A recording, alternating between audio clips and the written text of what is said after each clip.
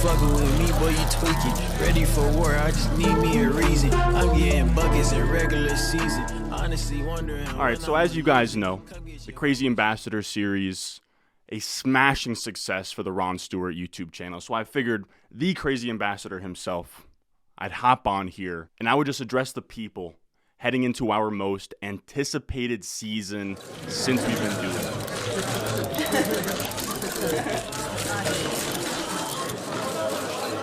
I appreciate all the love and support from all the fans, the people that have been following this entire time.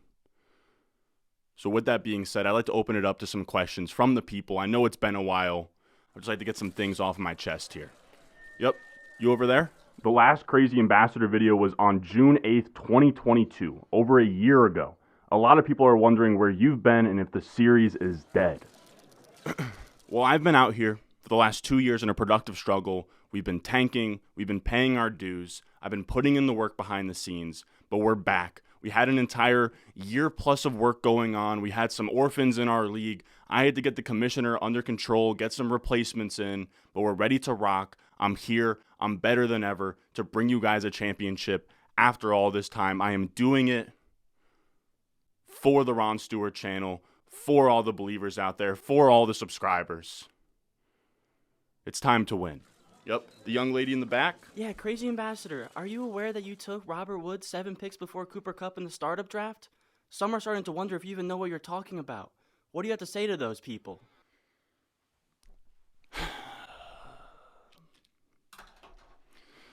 Well, I would tell those people to have some patience, have some humility. We all make mistakes, but I would also be telling those people that they're conveniently overlooking some of the massive, massive W's we've had in this league. We got Christian Kirk in the 15th round in that startup. We got Justin Fields at the 107 in our rookie Superflex rookie draft in that first year. We got Tony Pollard in 2 firsts for Joe Mixon and Julio Jones. We've been making moves. We've been wheeling and dealing.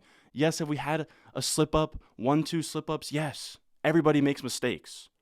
But we've been getting this team into shape, and we're going to be ready to rock for 2023. Yeah, we'll take the question over here. Yeah, so Crazy Ambassador, I just wanted to ask, you've been in this league for 2 years and you are yet to make the playoffs. You even have the worst all-time record with a bunch of random Reddit players in this league. A lot of people, including myself, are starting to wonder, have you lost a step? What do you have to say to the doubters and the critics? You either believe from day one or you don't. You don't hop on this bandwagon. There will be no bandwagons at the end of this year. You either buy stock early or you buy stock never. And that's the bottom line because Crazy Ambassador said so. What's going on, man? Welcome back to the basement. I'm Ron. What you guys just saw was a pretty crazy intro. We recorded kind of like a WWE style intro for the next installment of the Crazy Ambassador series. Now, some of you guys might be like, Ron, what the hell is a Crazy Ambassador? Like, what even was that intro? Like, what are you doing out here? And this is the longest standing video series in this channel's history. I'll try and link kind of the playlist for you guys to go watch through the other ones, but the whole premise of it is we started this pre-1,000 subscribers. I joined a random Reddit league. It was like a $50 buy-in. I documented the startup, the rookie draft, everything. The whole goal is to document every move I make in this league, show it to you guys, and then win a championship before other people in this league say, hey, you're Ron Stewart with a YouTube channel. Like, they still don't really know it's me. Maybe they do, I don't know. But the goal is to win a championship before they figure out that I've been making videos the entire time. Now, in terms of the setup of this league, it's pretty simple. It's a low entry fee, like $50 league. Superflex, tight end premium, super cookie cutter, just so all of you guys can kind of watch this and apply it to your own Dynasty teams. Now, you guys might be like, Ron, what even is Crazy Ambassador? Like, where did that even come from? Like, we get the video series, but what is the Crazy Ambassador? And that is my name on Sleeper. If you guys know Childish Gambino, a.k.a. I believe Donald Glover's his name. You put Donald Glover into the Wu-Tang generator, spit out Childish Gambino. He's one of my favorite rappers. I put Ron Stewart into it. Not quite as cool as Childish Gambino, but we got Crazy Ambassador, and it's just sort of rolled with me at this point. It's just what I've had to make my sleeper name for this video series, and it's been that ever since. If you're in a Patreon league with me or a sleeper league with me, you'll see Crazy Ambassador is my name. Now, in terms of this team, where did we leave off? Right? If you guys are either just now catching up or, you have been anticipating the next installment of the Crazy Ambassador series. This is sort of where we left off, just a little bit of a refresher for you guys. We were going into year 2 last year. We're now going into year 3, but last year we were going into year 2. It was a second year of a productive struggle. I've talked about before, I don't love rebuilding more than 1 year. Like, it should be a 1-year tank, turn around and compete the next year. This is when I was first playing Dynasty, so like 2.5 years ago, right? So it wasn't really the way that I like to build teams now, but it's the way I built one back then. We've kind of just been mending it back to health here. The goal is to compete in 2023, and we came out of the startup in terms of the productive struggle. Like, we had like a bunch of first round picks. We tanked right away. And then this second season, I was open to competing, but you had Trey Lance go down early. You had Breece Hall get hurt. DeAndre Swift wasn't even that great. So the team ended up not doing great. We finished 9th, which isn't great, which is how we ended up with the 109. But we had a boatload of picks. Now, how we acquired this 110, it's funny. I was talking with my buddy in terms of dynasty trades. And when you make them at the time, right, so I traded away Marquise Brown for a random 23 first straight up. And that felt really good at the time. But then it ended up being the 110 because the guy was actually competing, and he made a good, savvy trade. And like the 110 for Marquise Brown's like probably wash now, right? So it's not like this massive win, but it's how we accumulated all of these picks. We have 102, 103, 104, which is mine, 108, 109, 110, a second, a fourth, a fifth, and we have all of our 2024 picks heading into the rookie draft. So let's get into what has happened since the last time you saw the Crazy Ambassador, and let's recap kind of the rookie draft, some trades I made. Again, we have a lot to go through because we had, 1, 2, 3, 4, 5, 6. We had 6 first. We had half of the first round heading into this draft, which is pretty crucial. We have to kind of make sure we don't screw it up. Now, before we got into the rookie draft, I will let you guys know the league was damn near on life support. Like, the commissioner commissions like a bunch of leagues. He's like pretty hands off. They weren't collecting dues 2 years in advance or just 1 year in advance. You had a bunch of orphans every year. Pretty much the league was on the fringes, and I had to step in and figure it all out. So what we did, we split the buy-in in half so we could have 2 years paid up, and then we had like 3 orphan teams that I actually had to fill in from the Patreon. So there's some guys that are in the Discord that I told, like, hey, like, don't blow my cover, like, don't call me Ron in the chat or anything, but you guys are going to be in this league just to kind of keep things more stable. Does it kind of mess with the integrity of this whole series? Like, slightly, but they're all in there trying to win, trying to do their best. And, as far as I know, they're not going to blow my cover, and I hope they won't. But so far, so good with them being in the league. And now everything has been sorted now. Okay, we didn't have any action before them because we couldn't make any trades because we just had a bunch of orphans floating around. But I got all those ducks in a row, and we have the rookie draft. Now, the goal for me with this rookie draft, we have 6 first-round picks. We want to contend in 2023, so I don't really want to use all 6. In terms of where the team is, I probably should have sort of dusted up on what this screenshot even is. But we have the 2022 finish, so we finished 9th in points for. The league format, just a very simple 12-team Superflex Dynasty PPR tight end premium. In terms of the quarterbacks, we have Fields, Trey Lance, Mariota. Running back, not bad. Breece Hall, DeAndre Swift, Nyheim Hines, kind of like a hero RB type team that I usually like to build. Amon-Ra St. Brown, T. Higgins, Treylon Burks, Brendan Ayuk, Wan'Dale Robinson, kind of like a young wide receiver core, and then pretty much nothing at tight end. Now, these are like in red from the last time I made a video. I don't really consider Breece Hall a seller. Like, I wouldn't really worry about any of the colors here. I'm actually going to go ahead and white this out. But these are all sorted by just like keep, trade, cut, ADP, and like my dynasty rankings pretty much. And I don't have a starting lineup because we'll get to that in a second. But that's just going to be kind of like what the team looks like. And this is the format, right? 2 running backs, 3 wide receiver, tight end, 3 flex, super flex. So really struggle to say cookie cutter there, but a really cookie cutter league. Now, we have kind of a foundation of like Fields, Breece Hall, Amon-Ra St. Brown, T. Higgins, Treylon Burks, Ayuk that I feel really good about. And just a matter of like sort of adding some studs there. So we're on the clock. We have the 102 and 103. And this is what I end up doing here. We take Anthony Richardson and we take Bryce Young at the 102 and the 103 after Bijan goes 101.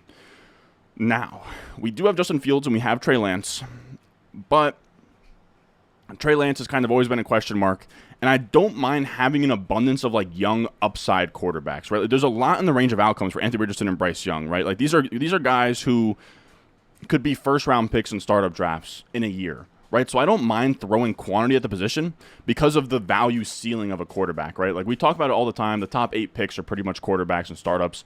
I want as many shots in the chamber, right? As many bolts in the chamber at accessing that value ceiling in Dynasty. And that's kind of what you're getting by throwing more shots at quarterback. Now, of course, you don't want to overdo it, but I think a quarterback room of Trey Lance, Justin Fields, Anthony Richardson, Bryce Young has a lot of upside there. And if we find that all 4 of them hit or 3 of them hit in a big way, and, we have a first-round starter pick that's not even in our starting lineup, then boom, we can then sell that player for a Jefferson and maybe something on top if he's that highly valued, or we can go out and get a Jefferson or Jamar Chase and just sort of flip them into another high-end asset. So I don't mind. That's the one position I don't mind having like an abundance of riches at, because there's such a huge upside payoff, and you can sell a quarterback, like a high-end quarterback, for monster value. So I like having 4 outs to that, right? We have Fields, we have Trey Lance, we have Richardson, we have Bryce Young. Fields already kind of there, but if 2 to 3 of those other quarterbacks join Fields as like a first-round startup pick, then we have a surplus of quarterback value that we can then sort of push value to our other positions. So it might be a little bit much, but I kind of like that idea there. Now the 104 comes around. I wasn't going to take Stroud. We already had Breece Hall and DeAndre Swift, so I wasn't crazy about taking Jahmyr Gibbs. I could have taken Jahmyr Gibbs at 104 if I wanted to, but I have a good chunk of Jahmyr Gibbs, and I had an offer on the table that I liked. So this is a deal that we pulled off with the 104, and we decide to sell the 104 and the 110, so this pick and this pick, for Tyreek Hill and a 24 first, which I really like for our team. We got a really nice deal here. We now have, like, Amon-Ra St. Brown's, like, good, like, back-end wide receiver 1. T. Higgins, like, a back-end wide receiver 1. Tyreek Hill is a true difference maker at wide receiver, which is exciting because we don't have a lot of those guys, right? Like, none of these guys on this team go in the first round of a redraft league, which I think it's important to have a couple of those guys that, even if they're older, can kind of give you 20-plus points per game and really give you a ton of, like, value over replacement, where they're giving you, like, massive advantages on a week-to-week basis. You're going to get that from the high-end producers, which is what Tyreek Hill is. Now, in terms of, like, value here, you can kind of say, like, the 104 is probably a little bit better than Tyreek, but we also closed the gap by getting a 24 first for our 110. So I don't think it's, like, a massive win, but considering the fact that we already just took 2 quarterbacks, I was fine selling 104, and I didn't really want 110 anyways. We've kind of talked about this in rookie draft season, but to me, there's this big tier break from you have, of course, like, the quarterbacks, Gibbs, and then you have JSN's in that top tier. Then you have Quentin Johnson, you have Jordan Addison. And then to me, there's a pretty steep fall off to, Zay Flowers is kind of like, you can kind of bunch him in with the other first round wide receivers. I wouldn't. And then it's just like a huge fall off to like Kincaid, the tight ends, like Devin A-Chain. Those are picks that I don't really want to make. So if I can sort of add that into a deal where I can get Tyreek Hill in a future first, I kind of love it. So then we have our 108 come around, right? So 102, 103, we take Richardson and Young. 104 is gone. 110 is gone. The 108 comes around, and it's just kind of the way that the draft flowed. But we went Richardson, Young, Stroud went, Gibbs went, JSN went, QJ went. So we took Addison. It's one of my few Addison shares, but 108 Addison I'm very fine with. You can just kind of, like in a league like this where it's 3 wide receiver, 2 flex, you can honestly never have too many wide receivers. Like, in a league like this, I'm fine even just having like a top 24 wide receiver like come off the bench. Like, you could never really have too much wide receiver firepower in a league where you can start 6 of them at a time. Now, Addison's great. He's fine. He kind of adds to our core here. And then I shopped around the 109. I wasn't crazy about taking Zay Flowers here. Now, I don't think that I like absolutely dominated this trade, but this is what we ended up selling the 109 for. Or, yeah, the 109 for. So we took the 109, Swift, Ayuk, and the 304, and we got Darren Waller and McCaffrey. So it solved a really big need here where we have nothing at tight end. We get Darren Waller. And then Swift, to me, is kind of like a tweener running back. At the time, he was kind of like a little bit overvalued. Like, it was right when he got traded. There was some hype there. So I didn't mind cashing in on that and getting another, like, just like Tyreek Hill, right? I don't know why I starred Tyler Conklin like that's Tyreek Hill, but just like Tyreek Hill, another true, first-round redraft pick difference maker. So we acquired 2 of those in the rookie draft, which I think is really important to contend, right? Like, you can have the prettiest, like, dynasty roster of all time, but you're going to need a couple of those, like Cooper Kupps, Devontae Adams, that you can really pencil in for a lot of points without having to, like, thread a needle with your young ascending players. So, I mean, you can say, like, in terms of value-wise, like, I think it's really, really close, right? Like, this, like, Swift and 109 probably gets you to McCaffrey, but I think I probably still prefer McCaffrey there. Like, Waller, Ayuk are, like, almost even. I'm curious what you guys think of this deal. I like it in the context of my team, but I don't think I robbed anybody, if that makes sense. So, let's look at this team in its totality after that move. So, after we make that trade, the rest of the rookie draft happens. I don't really think it's worth going into the entirety of what else happens, but I highlighted everything here. So second pick, we took Marvin Mims, just added another depth wide receiver piece, and then we just had a 4th round pick and a 5th round pick. So we went Evan Hull, we went Chris Rodriguez, and I kind of love where we're at. No one on this team, right? You can see nobody's in red, nobody's a clear sell. We are 3rd best. So just to sort of talk through some of the other stuff on this chart, we have Dynasty GM ranks, which is just, I think, Dynasty nerds, like League Analyzer. I don't care what League Analyzer you look at. They're all like equally flawed and not great, but it's just a good way of seeing like sort of where you're at roughly, give or take a few spots.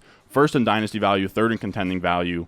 And this is the starting lineup as it looks on Underdog Fantasy. So Justin Fields is the QB6 on Underdog. Anthony Richardson is the QB11 on Underdog, so on and so forth. I think it's just kind of a way of showing how strong your team is in the given year. Now, if you guys are talking, if you guys are listening to this video and you're like, Ron, like, what the hell is Underdog? Like, I only play Dynasty. Make sure you check out Underdog Fantasy. They have the Fast Puppy out right now, which is $5 to join. It's perfect for beginners. You use promo code Ron. I have a link in the description and a link in the chat or comment section down below. You click the link. It takes you to Underdog Fantasy. You use promo code Ron. They'll match your deposit up to $100. And you can hop on there, draft teams today, literally draft teams instantly. Don't have to make trades or set lineups. It sets your best lineup every single week. It's a great way to get in some practice and just get a feel for kind of where the market is at in 2023 as it pertains to Dynasty. Because I think that you guys would be surprised, where like a Derrick Henry might go or a James Conner. A lot of these win-now-ish assets, and you can kind of see the diverging values between redraft and Dynasty, right? Like Samaje Perine like a 9th round pick in redraft. He might be pretty free in Dynasty. You can kind of see, where can I get my points from in the cheapest way, just kind of looking through ADP on Underdog. So make sure you check that out. Promo code Ron, as always. Now, when we look at the rest of the team, it's pretty nice, man. Fields QB6, we have Anthony Richardson QB11, McCaffrey RB1, Breece Hall RB11, Tyreek Hill wide receiver 3, wide receiver 10, Amon-Ra St. Brown, wide receiver 14, T. Higgins. So we have, 2 RB1s, we have 2 wide receiver 1s, top 15 guy. We have Waller, who I think is fine. And then we have Burks, Addison, Jerick McKinnon as our flexes, which flex is probably where we are the weakest right now. I think, like, I don't mind betting on, like, Burks to have a breakout, or Addison, or Mims, or McKinnon. Like, some of these, one or two of these guys are going to have a big breakout. But kind of where my head is at, I don't love selling future first, but I think this team is in a spot where it has the most Dynasty value. We're trying to contend. I kind of want to spend one of these 24 first and just try and buy one of those 20-plus point per game difference makers we've been talking about, whether that's Cooper Kupp or Devontae Adams or Stephon Diggs. The only really issue is that all of those wide receivers outside of Tyreek Hill, who we already bought, is already on contending teams. So it's going to be tough to sort of peel off a difference maker from one of those guys, but just gonna have to get creative in terms of using, future draft capital. I want to get one more like true stud for the flex spot. Like, I like to have like a top 20 option among what we already have in the flex spot. But we're on the other side of the productive struggle. We can finally compete now after all of these years of losing. I mean, if things break right, like if Anthony Richardson's sweet or anything like that, and we like make trades in season, we have a lot of opportunity this year to win if things break right. I think this is a very clearly contending team. I think it's a good team. The quarterbacks are electric. The running backs are sweet. We have Tyreek Hill. We finally have a tight end with Darren Waller. Everything looks good. Nothing here is like a clear sell to me. I'm curious how you guys think about this team. Definitely let me know what you guys would do from here, because again, my only thought is take a 24 first and buy a flex spot. And in terms of a flex spot, I mean like a luxury piece, like again, a Diggs, a Kupp, a Devontae Adams, a stud.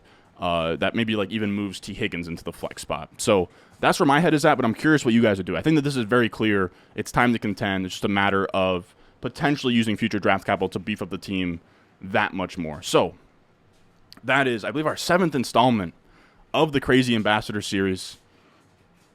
I was putting it off for a while. Those intros it's tough. Creatively, I'm getting to a spot now where I'm running out of ideas for those intros, but they are fun to film. I thought that like WWE sort of like promo you guys might like. So I hope you guys enjoyed this video. I'm not sure how many more Dynasty videos we have left this summer, but I appreciate all of you Dynasty heads that have been watching this summer or this offseason. And that's that. Now it's time to go out there, compete in this Crazy Ambassador League, finally take it home. I appreciate everybody that has been watching all along. Like, it's pretty crazy. Again, like, we started this series before we even had 1,000 subscribers.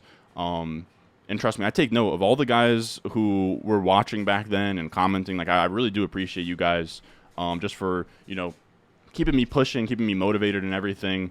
Like, I've said it before. Like, there were times where I was like, man, maybe I should just hang it up. Like, this isn't going so well. The views aren't really there. But I'm really glad I've stuck with it. I love you guys. This series is always one of my favorite, even if it's challenging creatively. That's what I kind of love about it. So, as always, I appreciate you guys watching, and I will see you guys in the next one.